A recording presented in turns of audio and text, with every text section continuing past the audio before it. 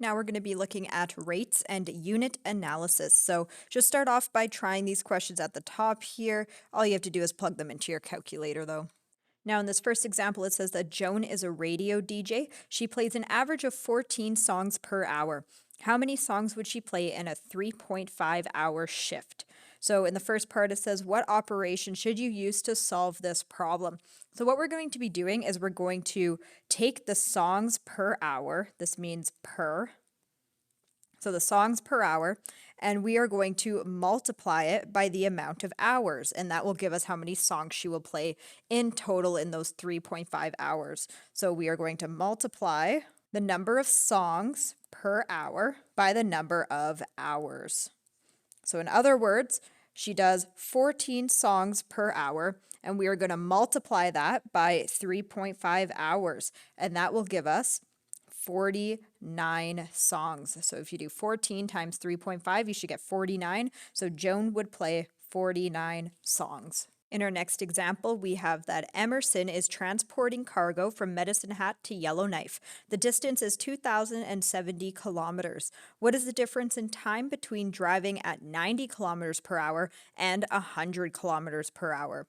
So again, what operation are we going to use to solve this problem? So what we're going to do is we're going to take the total kilometers, so that would be this number here, and we are going to divide it by the kilometers per hour. So that's like the speed they're going at. Now we can actually switch this sign into a multiplying sign. So I'm going to put kilometers times, but now over here what we have to do is take what is called the reciprocal of this fraction. So what a reciprocal is you just flip the fraction around. So if 1 over 2 is a fraction, then we would flip it to be 2 over 1. So if it was kilometers over hours, now it's going to change to hours over kilometers. And once we perform this operation, it's going to give us the total amount of hours that it'll take on that trip. So we are going to divide the number of kilometers by the speed in kilometers per hour. So in part B, it says, how long would the trip take Emerson at 90 kilometers per hour?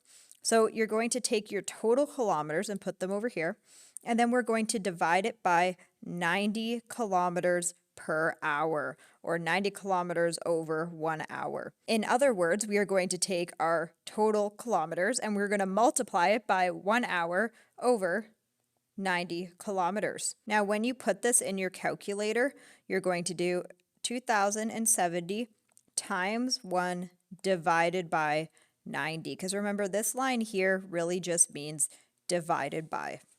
So once you do that, your final answer should be 23 hours. Now we're going to do the same thing, but this time for the 100 kilometers per hour trip.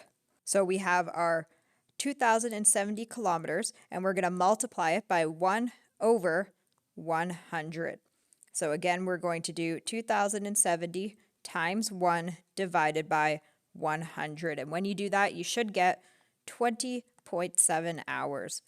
So now let's find the difference between these two times. So we're going to have this time up here, the 23, and then this 20.7. So to find the difference, we're going to take the biggest one, so that's the 23, and we're going to subtract the smaller one, so 20.7. And when we do that, you're left with 2.3 hours. Or in other words, that would be 2 hours and, well, to find out how many minutes 0.3 is of an hour, you would do 0.3 times 60 minutes, because there's 60 minutes in 1 hour.